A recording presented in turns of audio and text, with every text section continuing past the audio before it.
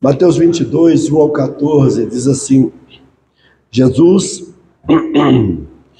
lhes falou novamente e por parábolas, dizendo: o reino dos céus é como um rei que preparou um banquete de casamento para os seus filhos, para o seu filho. Enviou seus servos aos que tinham sido convidados para o banquete, dizendo-lhes que viessem, mas eles não quiseram vir. De novo enviou outros servos e disse: digam aos que foram convidados que preparei meu banquete, meus bois e meus novilhos gordos foram abatidos e tudo está preparado. Venham para o banquete de casamento. Mas eles não lhes deram atenção e saíram, um para o seu campo, outro para os seus negócios, o restante, agarrando os servos, maltratando-nos, os mataram. O rei ficou irado e, enviando o seu exército, destruiu aqueles assassinos e queimou a cidade deles.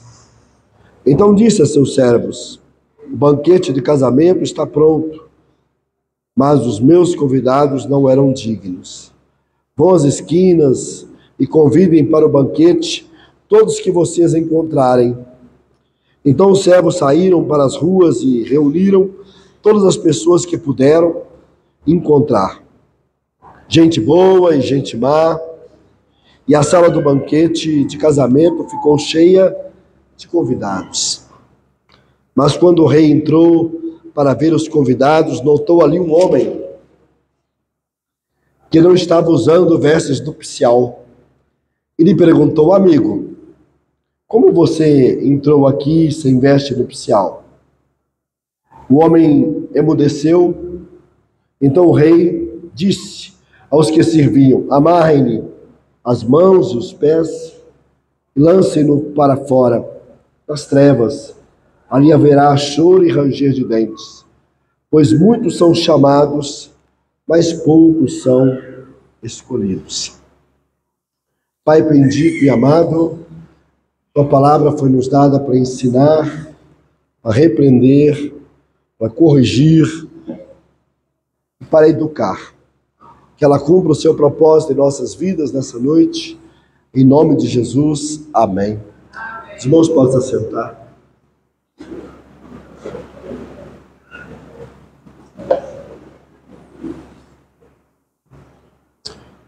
O título da minha reflexão aqui nessa noite de aniversário da igreja é a parábola da festa de casamento.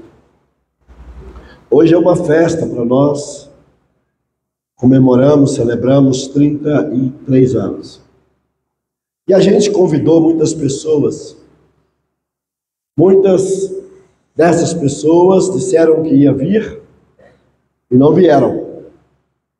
Confirmaram que viria, mas não vieram.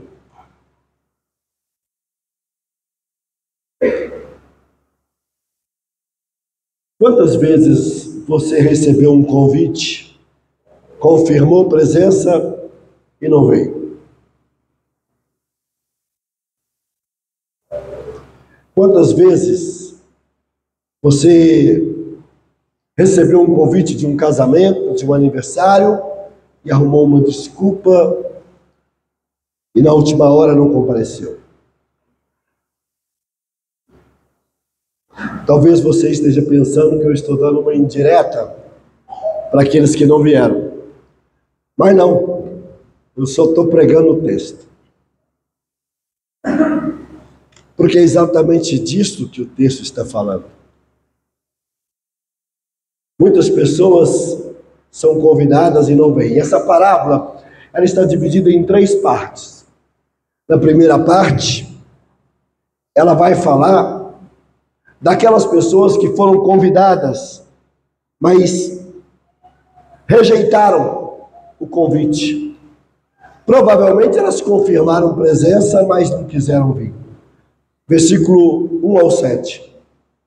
Em segundo lugar, essa parábola do verso 8 ao 10 fala de outras pessoas que foram convidadas e aceitaram o convite e vieram para a festa.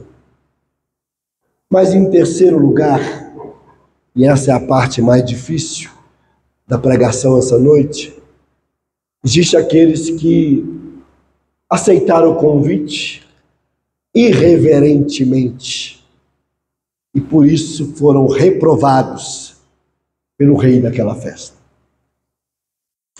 Você faz parte daquelas pessoas que foram convidadas, confirmaram presença e rejeitaram?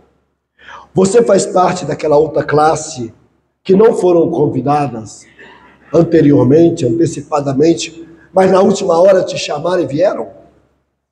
Ou você faz parte daqueles que foi convidado, mas veio de maneira irreverente? O que Jesus está querendo falar com a gente nesse texto? O que Jesus está querendo ensinar para a igreja nesse texto? Já parou para pensar? É sobre isso que eu queria pontuar com vocês aqui. O que Jesus quer ensinar com essa parábola? Primeiro, Jesus nos ensina sobre os que rejeitam deliberadamente o chamado do Evangelho, o chamado de Deus. Primeira coisa, Jesus nos ensina sobre aqueles que rejeitam deliberadamente o chamado de Deus. De quem Jesus está falando? Quem são esses que rejeitaram o chamado de Deus? Quem são esses que rejeitaram o convite de Deus? Jesus está falando do povo de Israel. O povo de Israel foram aqueles que foram convidados, chamados para a festa de casamento do filho. Olha, aqui não fala da mãe e não menciona nesse texto a noiva. Geralmente no casamento a mãe e a noiva são pessoas importantíssimas, né? É porque, na verdade, o filho que está casando aqui é Jesus Cristo. É sobre ele que a parábola está falando. E a noiva somos nós. Então está chegando o momento do casamento e o povo de Israel está sendo convocado e chamado para essa grande festa de casamento. Foi feito 3 convites. O primeiro convite, provavelmente antecipadamente, quando você faz uma festa, quando você marca a data de um casamento, você manda um convite antecipado. E você diz o que para as pessoas? Para que elas possam confirmar presença. Porque tem um buffet, tem gastos, o local, o espaço é para pessoas limitadas. Então aquelas pessoas foram convocadas e provavelmente confirmaram presença. Mas chegando no dia da festa, veio o segundo convite. Mandou os servos avisar eles. Está pronta a festa, pode vir. E eles, não, nós não vamos. Nós não queremos ir. A festa estava pronta.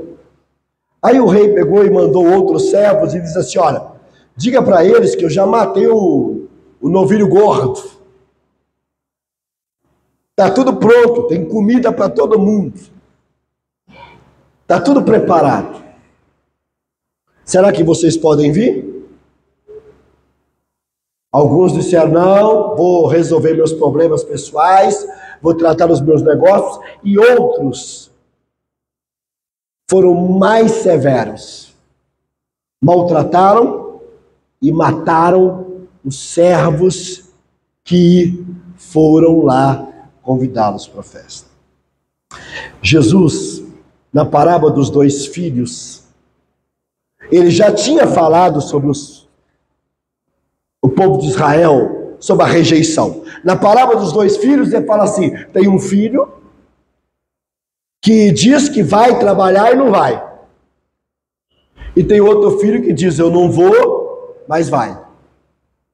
Nessa parábola, Jesus está dizendo que o filho que diz, eu vou, eu consigo, eu vou realizar e não vai, é o povo de Israel. Depois vem a parábola dos lavradores.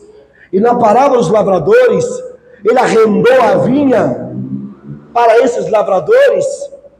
E esses lavradores fizeram o quê? Rejeitaram o combinado com o rei, matando os servos e por último matou o próprio filho.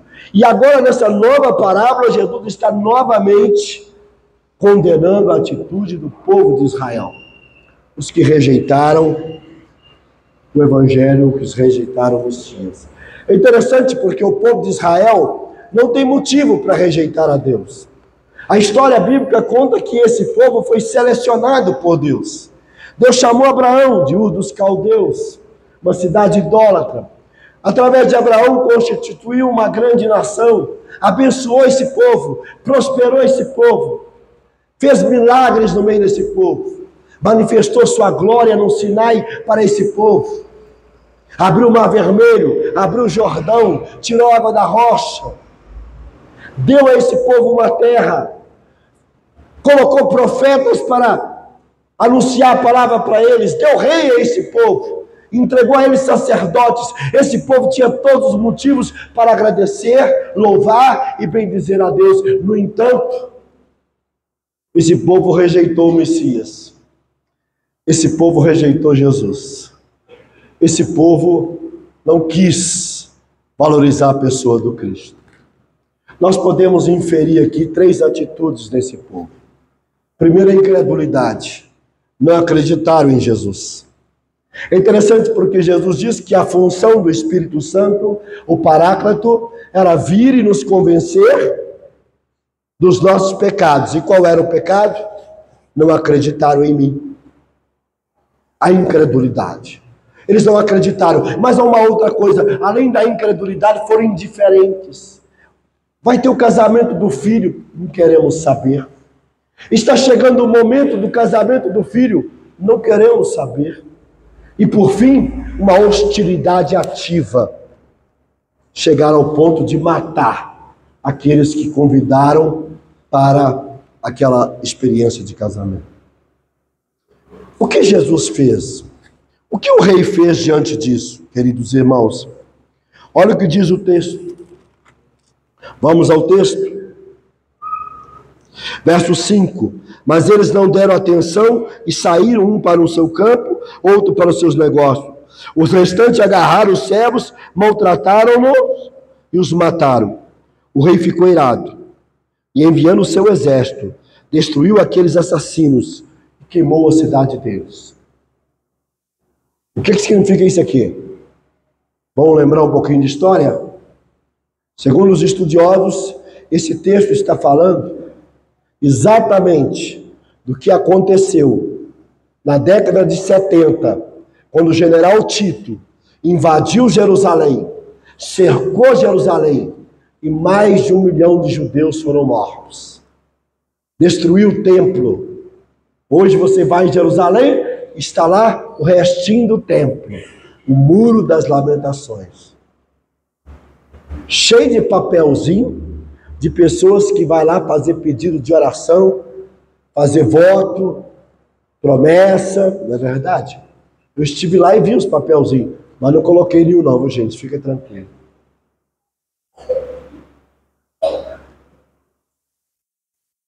A condenação sobre Israel por ter rejeitado a Jesus foi tremenda.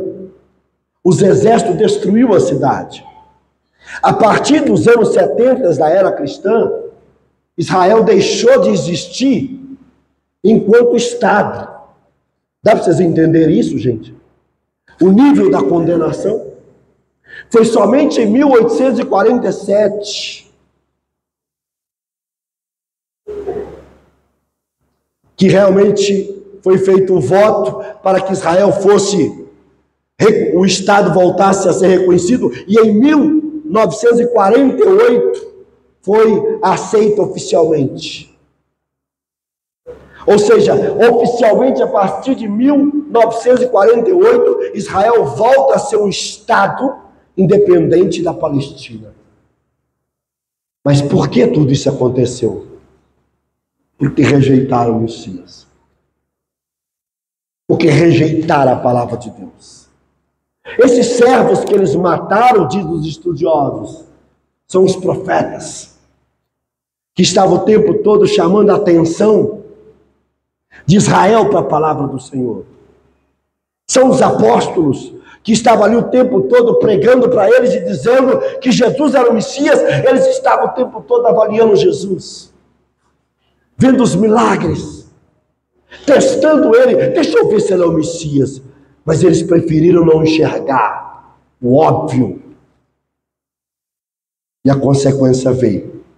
Evangelho de João, capítulo 1, verso 11 e 12 diz: ele veio para o que era seus, os judeus, mas os seus, os judeus, não o aceitaram. Rejeitou ele. Mas a todos quantos o aceitaram, deu-lhes o poder de ser feito filho de Deus. A consequência para quem rejeita o Evangelho. A consequência para quem rejeita a palavra de Deus.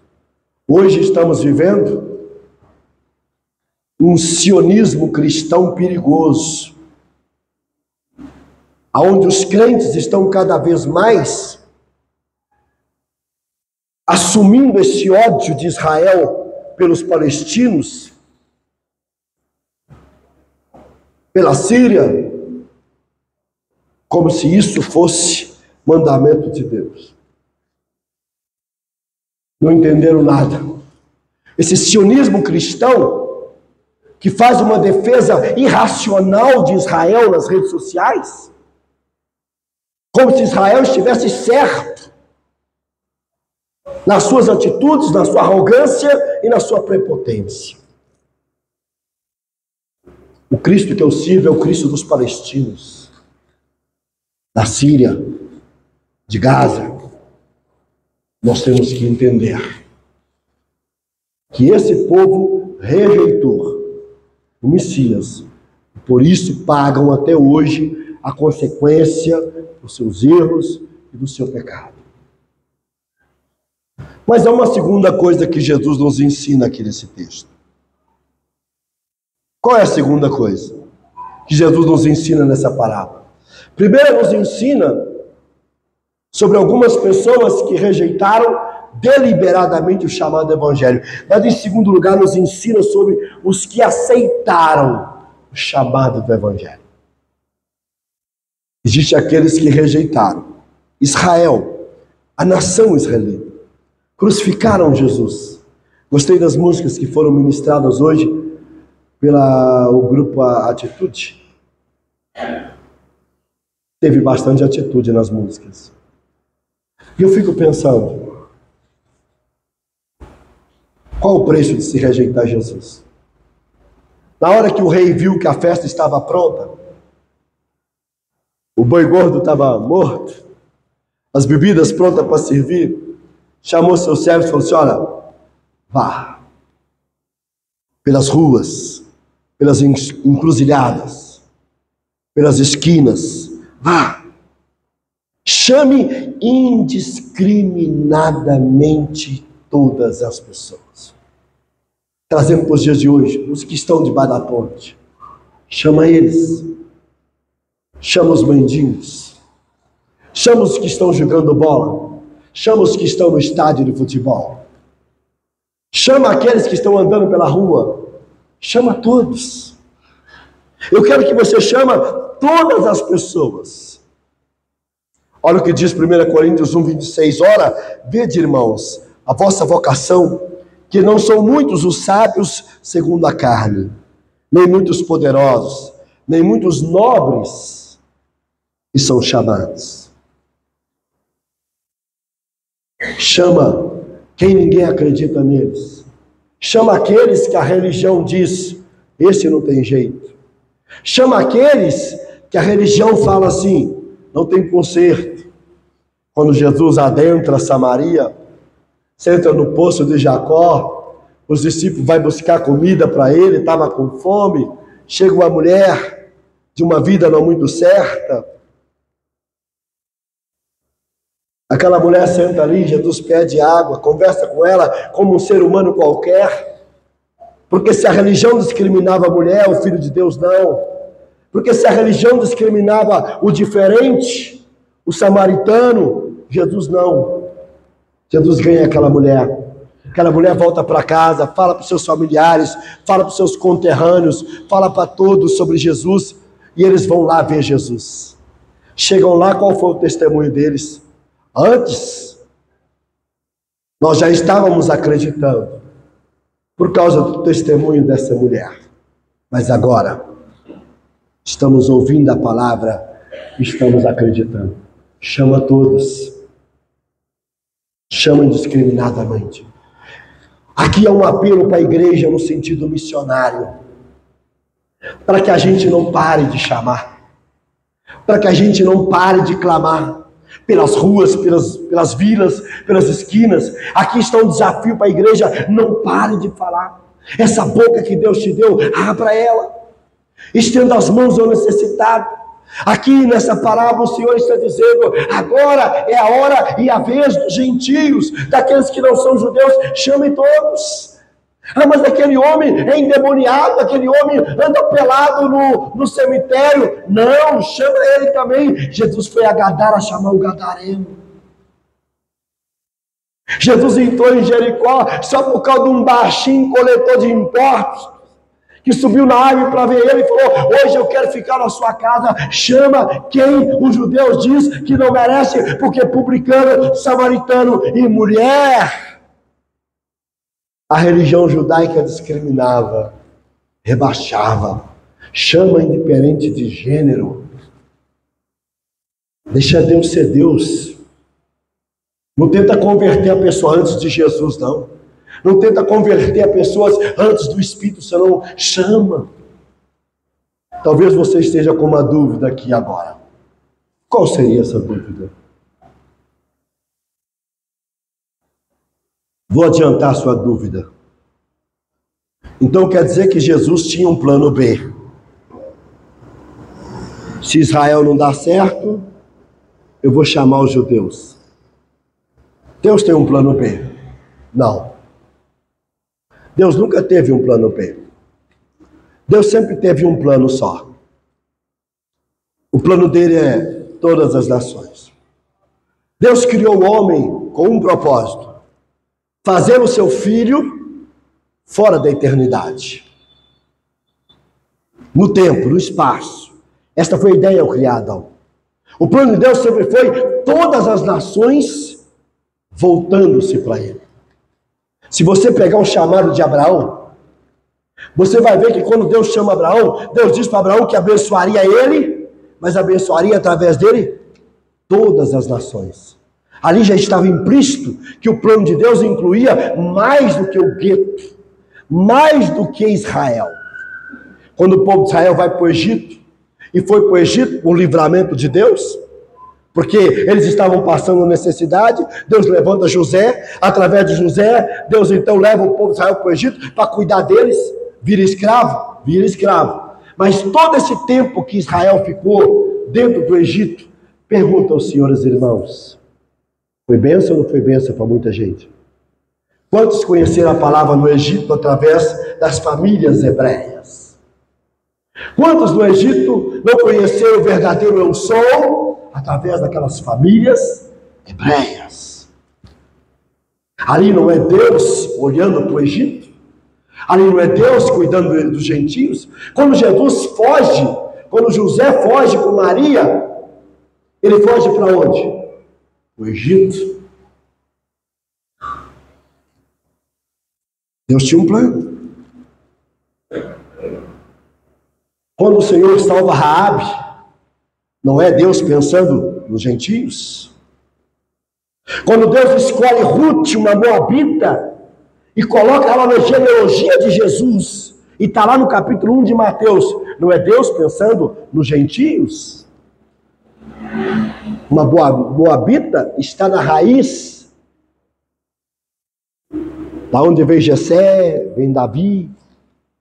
Quando Deus chama Jonas e manda Jonas para Nínive, não é Deus pensando no Egito? Pensando nos gentios? Deus nunca teve plano B. O plano de Deus sempre foi, através de Israel, abençoar todas as nações, mas Israel fracassou na sua missão de abençoar todas as nações. Pensaram só neles. Quando Jesus vem, a priori, ele diz para eles, pregue só para os da casa de Israel, quando ele envia os 70. Mas quando Jesus ressuscita, ele diz, vão a todas as nações e façam discípulos de todas as nações. A igreja primitiva entendeu isso? Não. Quando Pedro vai à casa de Cornélio, um gentio, um centurião, o que acontece? Pedro ficou com medo das críticas religiosas. Pedro ficou assustado. Vão me criticar? O Senhor teve que aparecer para ele, mostrando um sonho, um lençol, 3 vezes seguida, para que ele comesse. Ele: não posso comer, eu sou religioso, eu tenho rituais, eu sigo a lei judaica. Ele falou: meu filho, não tem coisa impura quando eu santifico. Ele vai lá e Deus começa um avivamento na casa de Cornélio, um gentio. E o que acontece depois, igreja? O concílio de Jerusalém se reúne, chama Pedro e fala: se explica, justifica. Pedro explica, justifica, e eles entenderam: Deus quer que a gente vá para todas as nações. Mas ele já tinha dito isso na grande comissão. Deus não tem plano B. Quando Deus diz assim, chame todos que estão nas ruas, esse sempre foi o plano de Deus. É isso que está lá no Apocalipse, o ajuntamento de todos os povos e nações diante do trono de Deus. A pergunta que fica para mim aqui, para você, é exatamente essa. Nós temos chamado os gentios, nós temos convidados lá de fora, nós temos aceitado o desafio missionário, nós temos feito a nossa parte, igreja, e nós estamos aqui no aniversário da igreja. Fica para nós aí um desafio, mas eu vou para o terceiro ponto. Hoje é uma noite de festa, e aqui nós vamos aterrissar um problema mais complexo e difícil, que Jesus nos ensina nessa parábola. Nos ensina sobre os que aceitam o chamado do Evangelho, grava aí, falsamente. Primeiro nos ensina sobre aqueles que aceitam o chamado do Evangelho, que rejeitam o chamado do Evangelho, a nação de Israel. Segundo, nos ensina sobre aqueles que aceitam o chamado do Evangelho indiscriminadamente. Todos venham. Mas agora ele fala daqueles que aceitam o Evangelho falsamente. Olha o verso 10. Então os servos saíram para as ruas e reuniram todas as pessoas que puderam encontrar, gente boa, gente má. E a sala do banquete de casamento ficou cheia de convidados. Mas quando o rei entrou para ver os convidados, notou ali um homem que não estava usando veste nupcial. Ele perguntou: amigo, como você entrou aqui sem veste nupcial? O homem ficou em silêncio, emudeceu. Agora, lembra do início aqui no verso 10? Chamou pessoas boas e pessoas ruins. Olha isso aí. Puderam encontrar gente boa e gente má. Vocês lembram da parábola da rede? Capítulo 13 de Mateus. Pegou todos os peixes e depois separou os ruins e os bons. Tem pescaria ruim, tem peixe ruim, tem convidado ruim.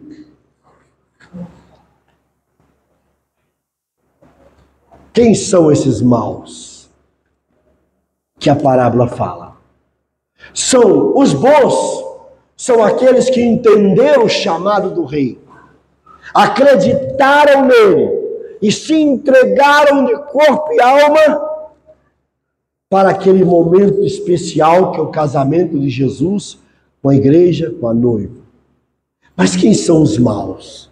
Aqueles que aceitaram o chamado, mas não aceitaram as implicações do chamado. aceitaram o convite do Evangelho, mas não aceitaram as consequências desse convite. Porque muitas pessoas acham que basta levantar as mãos e aceitar Jesus como Salvador. Eu aceito Jesus. É preciso mais do que aceitar Jesus. É preciso fazer dele o seu Senhor. Se ajustar ao padrão dele. Essa pessoa não aceitou as vestes nupciais. Não estava com vestes nupciais. Existem duas teorias aqui. A primeira teoria é o seguinte: ele chamou as pessoas todas. Foi lá na rua, falou: você vem, você vem, você vem, você vem, você vem. Algumas pessoas vestiram as roupas nupciais, ou roupas de festas, e foram. E umas não foram em casa, não trocaram de roupa e não foram. Essa é uma teoria. Acho essa teoria complicada. Porque nem todos teriam essa roupa. Se ele foi chamar qualquer pessoa, nem todos tinham roupa preparada para a festa. Nem todos tinham condições de vestir aquela roupa para aquela festa. Então aquela pessoa estava ali inapropriada para aquela festa. Então não adianta. Talvez ele falou: eu vou comprar uma roupinha ali e vou vestir, mas muitos nem tinham dinheiro. Então essa teoria de que, na verdade, este homem não foi trocar de roupa e os outros foram, não faz muito sentido. Mas existe uma segunda. Segundo o grande gigante do Novo Testamento, William Hendrickson, existem evidências históricas que naquela época, nesses grandes banquetes, os reis providenciavam roupas para essas pessoas. Então, quando elas chegavam na festa, elas recebiam as roupas adequadas para aquela festa. E provavelmente, essa pessoa diz: eu não quero as roupas do rei. Vou entrar com as minhas roupas. Eu não quero a vestimenta nupcial. Vou participar do casamento do meu jeito. Imagina, queridos irmãos, você vai fazer um casamento. E você manda um convite, e às vezes coloca lá no convite o traje. Vai ser traje social completo. Ou então vai ser um esporte fino.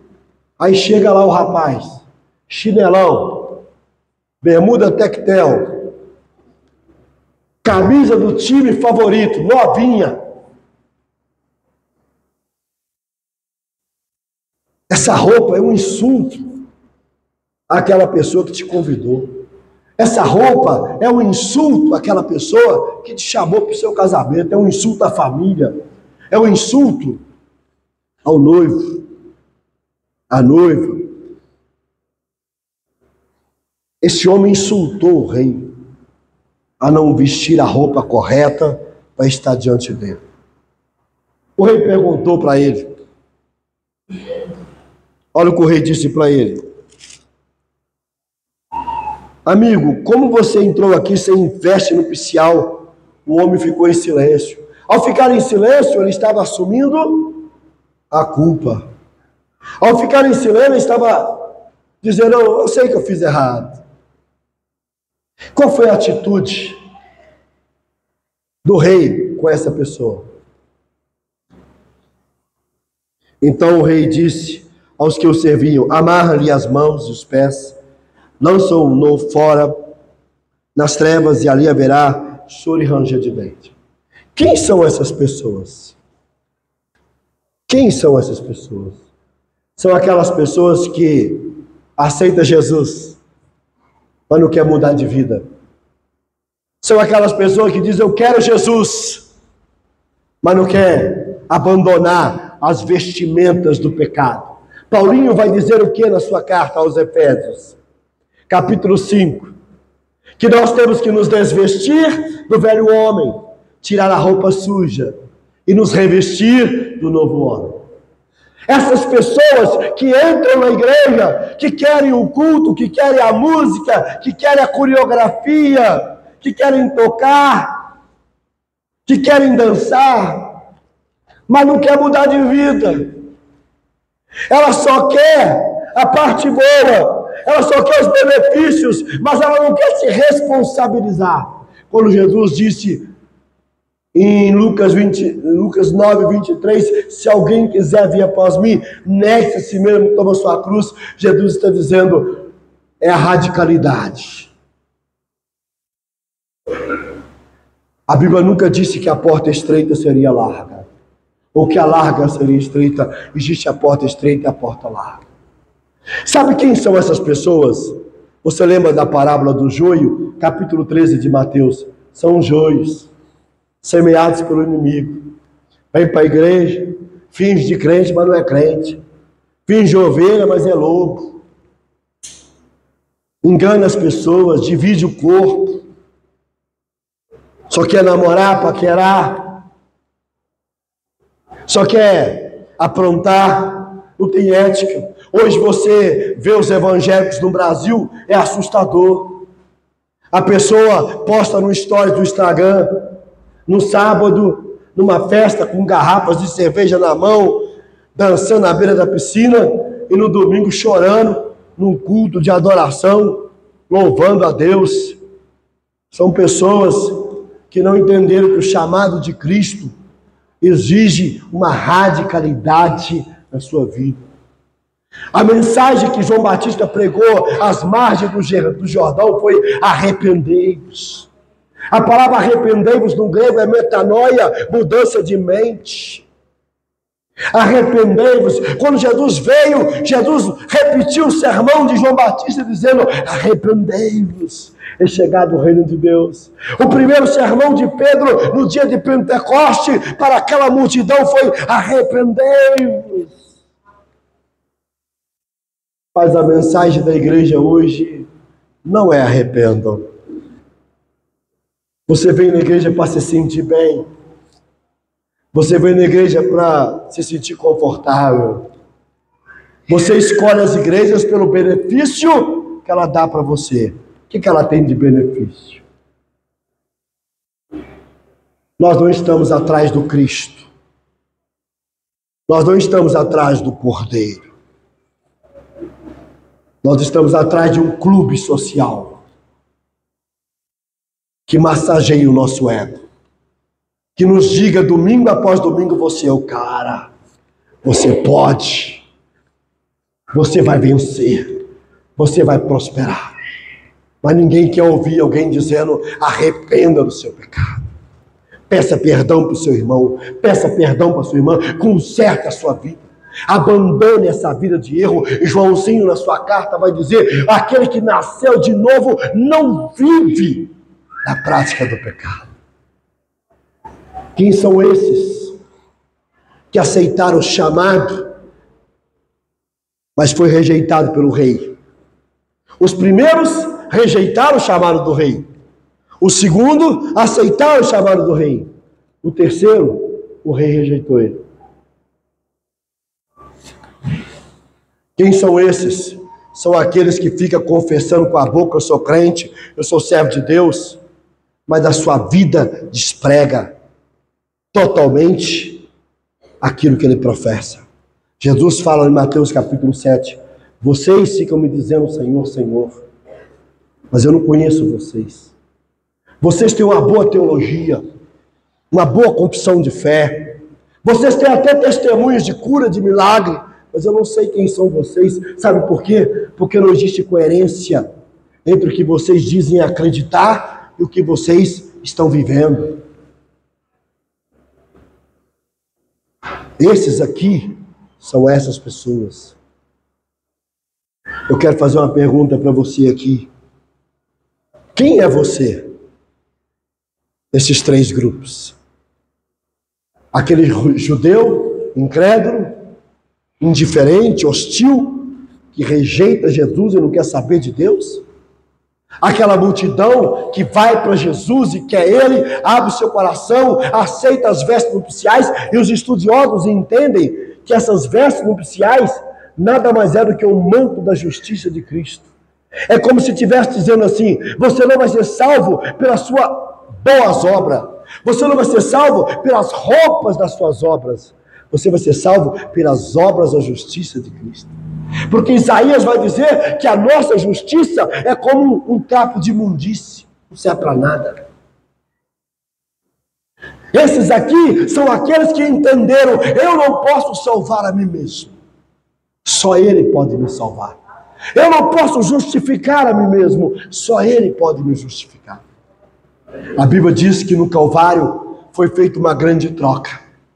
Ele se fez pecado por nós, 2 Coríntios 5. Levou sobre nós os seus pecados e nos entregou a sua justiça. Ele levou o seu pecado, te entregou a justiça. Quando Deus olhou para a cruz do Calvário, Deus não viu Jesus. Deus viu você. O seu pecado. Porque Jesus não tinha pecado. Quando Deus olha para mim hoje, Ele não me vê mais. Ele vê Jesus. Porque a minha justificação é a dele. É por isso que Apocalipse 12 diz: e eles o venceram pelo sangue do Cordeiro. Quem nos blinda é o sangue. Quem nos purifica é o sangue. Quem é você? Você é esse aqui? Que aceitou o chamado irreverentemente, sem medir as consequências? Jesus ensinou que quem aceitar o chamado dele tem que pensar antes de aceitar. Jesus falou assim: quem é que vai construir uma torre e não calcula se tem dinheiro para terminar ela? Quem é que vai para uma empreitada na guerra e não sabe com quantos soldados vai ter que ir? Ele contou essas duas metáforas para falar sobre o preço do segmento. Então pare nessa noite e pense: você quer seguir Jesus verdadeiramente? Você quer de fato ser um discípulo de Cristo? Você quer rejeitar as vestes sujas do seu pecado, das suas obras de orgulho e aceitar o manto da justiça de Cristo? É uma decisão sua. Vamos colocar de pé.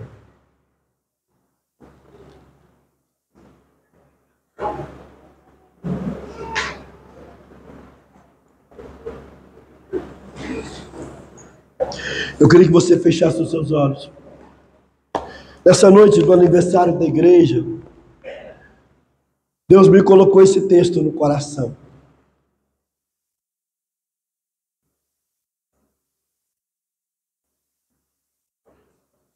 Porque essa é a mensagem que a igreja tem que ouvir. Essa é a mensagem